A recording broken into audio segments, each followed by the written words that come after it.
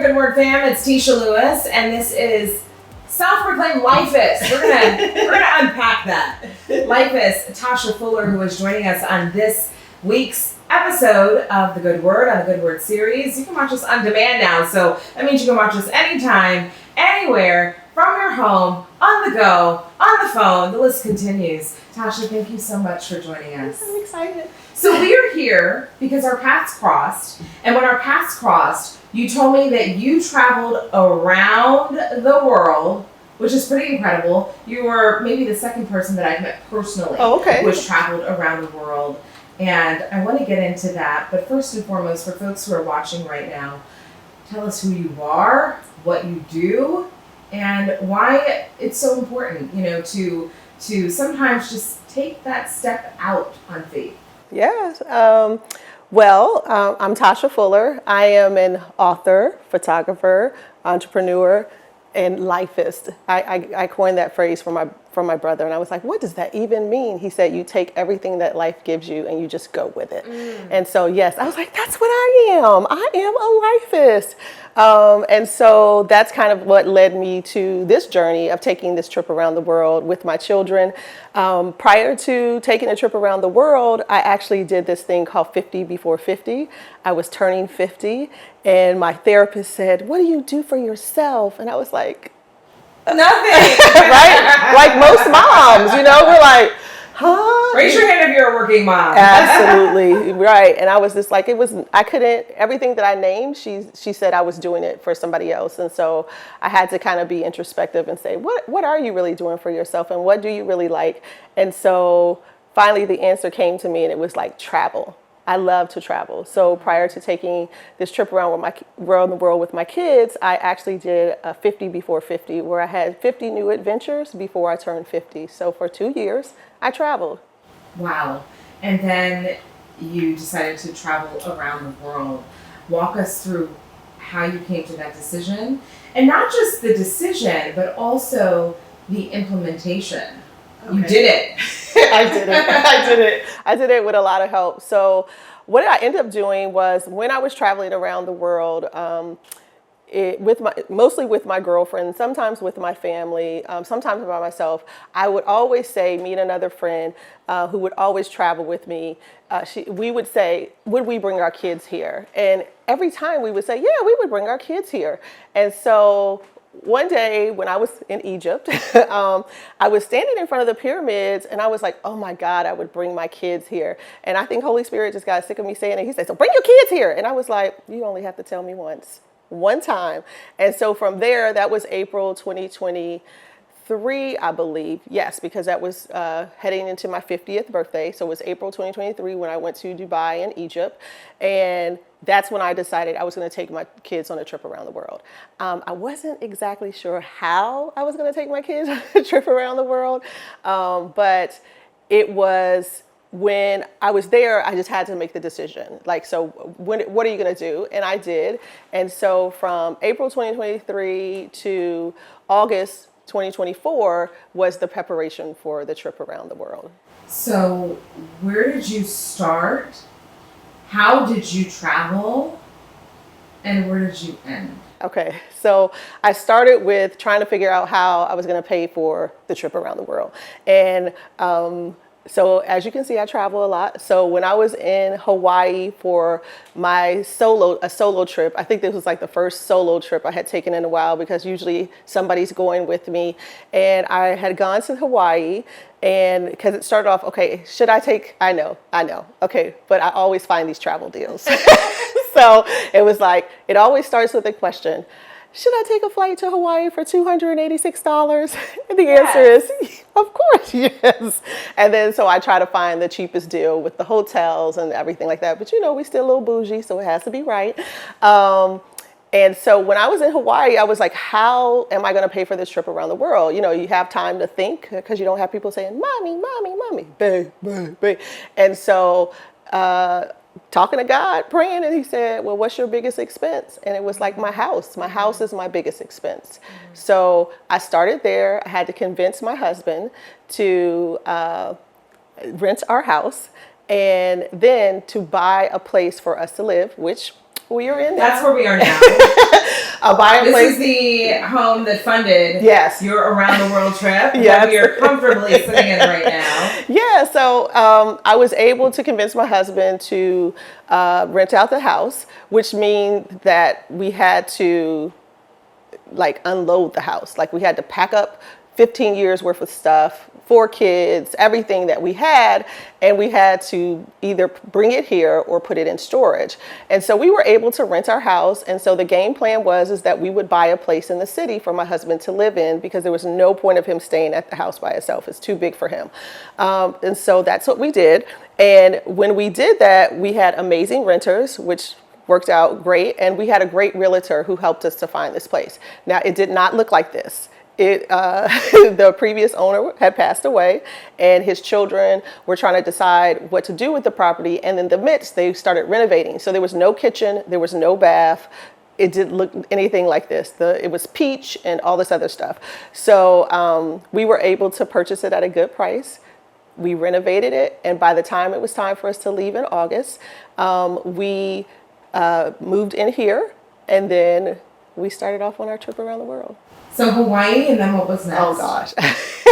So I think I did the math. We visited 33 countries and 50 something cities. Wow. So we went from 2 weeks in Hawaii, and my husband actually joined us for that part of the trip. So it was, my friend tried to tell me, because I'm very frugal, and I was like, I got to figure out how to keep money in my pocket. She's like, this is not the trip, this is vacation. So when you go on vacation, you have a little bit more liberty to spend money versus when you're just living. And so the 2 weeks in Hawaii, we went to Maui and we went to Honolulu. And so in Maui, we experienced both the beach and snow. I didn't know it snowed in Maui. I know it snowed in Yes, Maui. it does. I have been there with black sand beaches. It's Yes. absolutely beautiful, but I had no idea that it snowed. Yes, they have a national park there, and we support the national parks with having a pass. And so we try to go to national parks every time we travel. And when we went up to the volcano, it was snowing. Wow. Sleeting, snowing. I mean, it really went from hot summer to cold winter. And it was really fun. So from Hawaii, we went to Australia. We actually got tickets to Australia for $286 per person. That seems to be the magic number. Yes, it is. If you can stay under $300, you're doing good. And so we went to Melbourne and Sydney. And then from Melbourne and Sydney, we went through Asia, which would include Bali, which is my kid's favorite place, Kuala Lumpur, Philippines, Japan, Hong Kong, Korea, and a couple other places I forget to mention. That's incredible. Yes. What was your favorite moment when you were going, through some of the countries that you named? So I think it's all my favorite, because it was the first time I was experiencing it with my kids. That was the first time that we experienced Asia. And Asia is so beautiful. I mean, That's what I've heard. Oh. I've never been.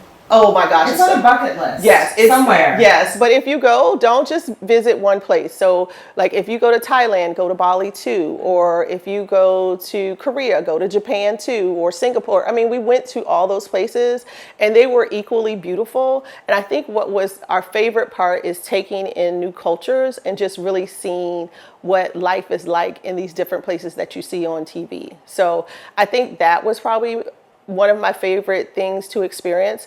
Probably in Asia was swimming with the whale sharks.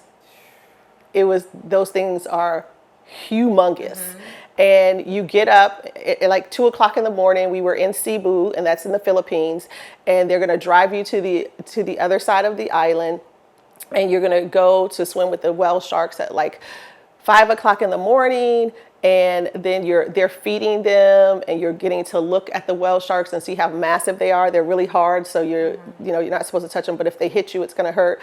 And then we went like jumping off of rock cliffs in this crystal blue water and sliding down. You know how you see I tell people Instagram makes me do a lot of stuff.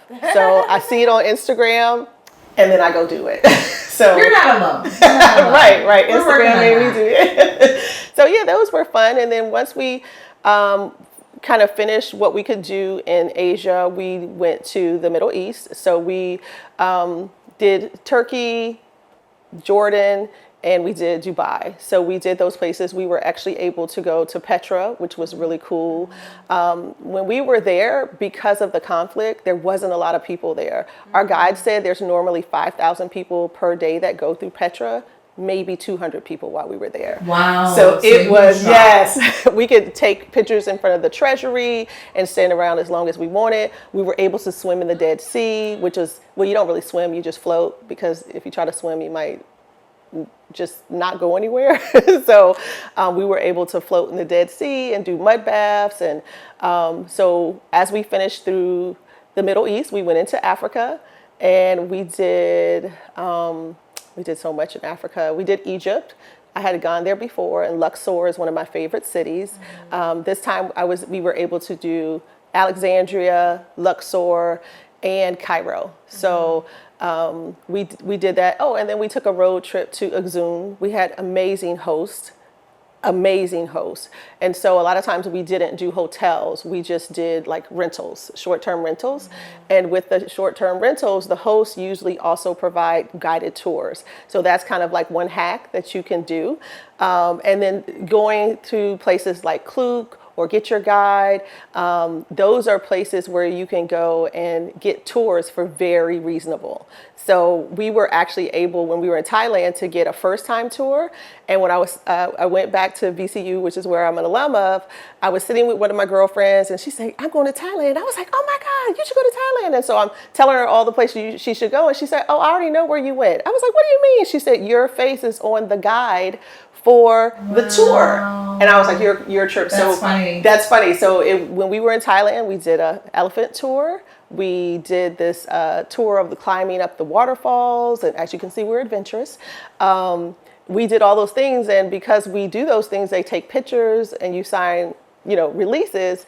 And so we ended up being on the guide. Let me jump in because I know for you, this was your woman of faith. Yes. And this was also a faith walk. Oh, absolutely. For you.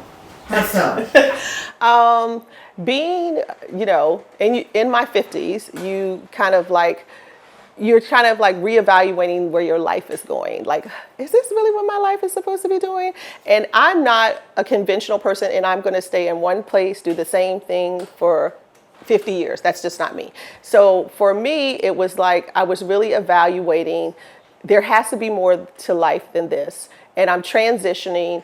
And the faith walk comes into believing that it could happen, first of all. Yes, this could happen. How it's going to happen, that's not for me to find out. I was like, I tell people, you got Jesus in the credit card, you'd be all right. So I was like, I had Jesus in the credit card, and so I knew it was going to be all right.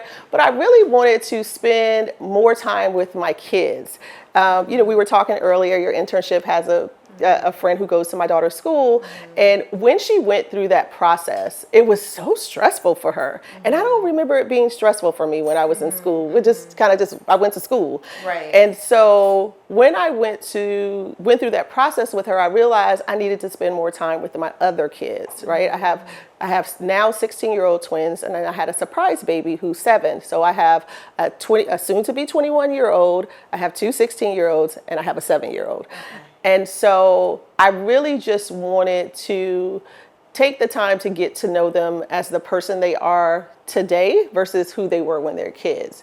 And so for me, I thought it was also important for them to understand who I am as a person and not just mommy. And so that kind of gave us that space to do it, but it also just kind of gave me the space to just not be superwoman. Right? Because I think a lot of times we put on that cape and then we kind of recognize that we're always trying to control things. And what God is saying is, you're not in control. And so once I learned to kind of relinquish control and just be like, okay, God, I trust you. And just trusting him in that, it just made it all come together. And this is an experience that you were able to share with your children, with your family. Yes. They will always remember this. Yeah. Yeah. I mean, did you ever imagine you would be able to put yourself in a position to travel around the world with your family, with your children? No. I mean, it was not even in my wildest imagination. Like scripture says, I can do things for you greater than you can think or imagine. It was like that. Like it was, I'm taking these trips I'm doing these things, and I'm really doing them so I don't have to be around my kids 24/7. Wait a minute. Right, because I was like, Mommy need a break. Because essentially, my first responsibility, I'm a stay-at-home mom. People are like, how are you going to be a stay-at-home mom? You got 50 million jobs. I was like, that doesn't mean I'm not an entrepreneur. That means that my first priority is my kids. And actually, to the extent is that when I first started having children, I was in this group called Mocha Moms. I'm not even sure if you're familiar. I heard of it, Yes, Mocha Moms is an organization for stay-at-home women of color who choose to make their children their first priority. And so you have doctors and lawyers and entrepreneurs and professors, all these A-type women in this mommy's group. So you can imagine what it turns into, just making it the priority. So I've always traveled to the extent that I'm not afraid to jump on a plane. Like I would have, one of my jobs in my former career, when I was a fundraiser, I used to work for the Leukemia and Lymphoma Society. Oh, okay. And so my job was to travel around the state, recruit people to do endurance events, and then take them on amazing trips to Hawaii, to New Orleans, to Nashville, so that they can run a marathon, do a triathlon, or a century ride. Wow. Right. So I was a professional beggar. And so I just, I talk people to doing stuff like, oh, okay. And so travel's always been a part of, I would say, my DNA. But I never really thought about like, oh, I want to go to, other than picking places in Africa or because our first major outside of the islands, and no shade to the islands, our first trip as a family was a month in Ethiopia about 9 years ago, which was totally eye-opening. Wow. My brother's wife is Ethiopian, and they said that they weren't coming to visit for the summer. And I was like, well, wait a minute. So I was like, well, we're coming to you.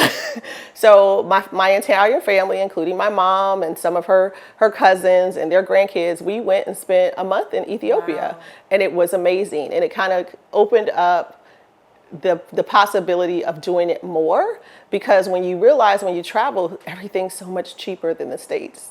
So you can live. That's what I heard. You can live like a king, like a queen. Absolutely, especially in Asia, especially like Bali. We all of us were making it a habit of. We stayed 2 weeks in Bali, and 1 week we did 3 spa appointments in like 3 consecutive days. Yeah. So and we got foot massages, and even the 7-year-old, he was loving it. Everything. Yeah. So let me, you did this amazing trip. Did you walk away from your job? Walk away from, what did you walk away from? I'm asking for a friend. Actually, no. I'm an entrepreneur. I've been an entrepreneur for the last 15 years. I have a company called Your Go-To Girls. And what Your Go-To Girls allows me to do is just do what I would normally do. And so I have this philosophy about mastering and then moving on. So Your Go-To Girls started as nonprofit fundraising, because that's what I used to do. And also I did event management. So it went from event management to wedding planning. And so I got a contract and I did 62 weddings in 15 months. Wow. Yes. That's a lot. Right. I am the owner, operator, captain, star player, water girl, and cheerleader of Team Do Too Much. So, so it started there, and then I was like, I started doing photography because I wanted to take a class, and then people were like, oh, can you come take my family picture? And I was like, you gonna pay me for that? And so yes, you're going to pay me for that, because I learned to master skills that continue to generate revenue. And as a result of me letting some stuff go, like recognizing when it's time to let go of the wedding business, I then became a children's book author. And that was, God, I say it's God ordained, because I was having to let go of one thing, and something that I had that was planted a seed like 9 years prior was an opportunity to do a children's book. And so since then, since 2013, I've published 6 children's books. I have 2 books in the queue that I should have published, released before I left. I then became a self-published author coach. So I teach people how to do self-publishing. Wow. Yes. What I do is I do what I do best, which is pretty much whatever my heart's desire. I master a skill set, and then people pay me. And then you move on. Yeah, and then I move on. So this was a part of me continuing to do what I do and turning what I love into a business. So the travel, in order for me to do what I need to do as far as my business is concerned, I have to write a book. So you wrote a book about your travels around the world. I'm writing a book. You were writing a book. That's what I thought. Yes. You're writing a book about your travels around the world. Yes. And what you saw, what you experienced, what this was like for you, Yes. for your family, Absolutely. for your children. This is a gift I think that you gave them. Yes. That will keep giving. Yes, yes. And I think they're a little spoiled because the 7-year-old is like, he is really into the VIP. And I was like, he's like, Mommy, is this VIP? I was like, what is VIP? And, you know, so he equates things with VIP. For example, we were in Egypt, and anybody who's ever been to Cairo knows that it's right next to the desert, so it's dusty. Right? Everything is brown or a brown tone. So we're going to our rental and he's, you know, it's later at the night. You can't really see. The car pulls up and he said, this is $1. And I'm thinking, $1? What is $1? I didn't ask any questions. We're just trying to get into the rental. By the time we get up to the rental and open the door, he says, Mommy. I said, yes, this is $100. I said, oh, he's equating the quality of where we're staying to dollars, which means VIP or not. Right, right. So if it has a pool, it's VIP. That's right? funny. Or if he has something special. Add amounts of babes, no filter. Right. Children are very literal. Yes. So it's a great gift to them. I have set them up, or whoever they are going to be with in life, they have just been set up for very high expectations. And that's okay. Yes. You have some pictures in this room that we are sitting in. One of them says, trust the next chapter, because you are the author. Yes. So this is a very big chapter. Oh. Tell me when it started and when you ended your trip, and even what the next chapter looks like for you. How do you top traveling around the world? I would love to know. How do you top that? I don't think you top it. I just think you just go to a next experience. But we started in August and we traveled. I wanted to travel a year, but like everything else, I got to be obedient to the Holy Spirit. So we traveled from August to March, and we came back in March. But I do already have a trip planned for Greece with my girlfriends. And then... and by March, you mean March of 2025? Yeah, we just got back. So when I met you, you had just literally we landed. had literally just gotten back, and so I called myself pacing myself, jumping back in. That did not work. Like I don't know what I was thinking, but you know, I gave myself a couple weeks because I told my clients knew that I was back, but they knew that I was back, but I was like, okay, I'm not doing anything right now because you have to give me at least a month to kind of get readjusted. To recover. Yes. And then, that did not happen. That did not. I had already started planning travel for friends. I started planning travel for myself. I do too much. So what would you say, you know, you're back now, you're working on this book about your travel around the world. You did it in, what, about 6 months? 7.5 months. 7.5 months. And what would you say is the big message, the big takeaway? Just do it. I mean, I know that's somebody's tagline, but how can we? I mean, I think that you do have to take that leap of faith, and you can't worry about everything that could go wrong, right? Because most people have a fear about, well, what is it like in this country? Or what if I get there and this? I mean, that stuff could happen here, right? And so one of the things that I would take away is that our perception of safety is not accurate. Every place that we went was safe. Every single place. Wow. Safety was never a concern. And I tell people, don't do somewhere else what you wouldn't do here.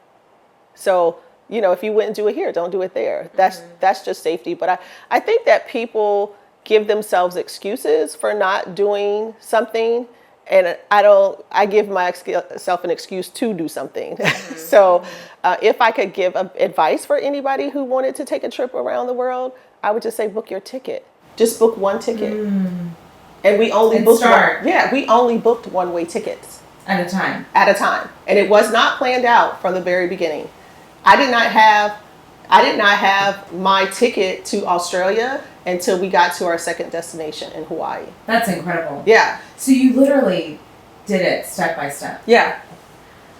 Everybody that comes on The Good Word, we always ask them, what is the good word? What's like a gem we can hold near and dear until the next episode? Oh my gosh. What is a good word? There's so many good words. Oh gosh. Okay, so first, believe in yourself. Like, believe that you can do it. And nothing beats a fail but a try. I love it. Yeah. Because if you never try, you've already failed. I love it. Yeah. Lifeist Tasha Fuller. For folks who are interested in following along their journey, because I have a feeling that this is just the intermission. Where can they find you? They can find me on social media, Tasha Fuller on Facebook. They can also find me on Instagram, Tasha Fuller 30. I do have a page. It's called My Trip Around the World. So you can also find me on My Trip Around the World on Facebook. Wonderful. Tasha Fuller, thank you so much for sitting and chatting and sharing and inspiring us. I love it. Yeah, I thank you so much for having me.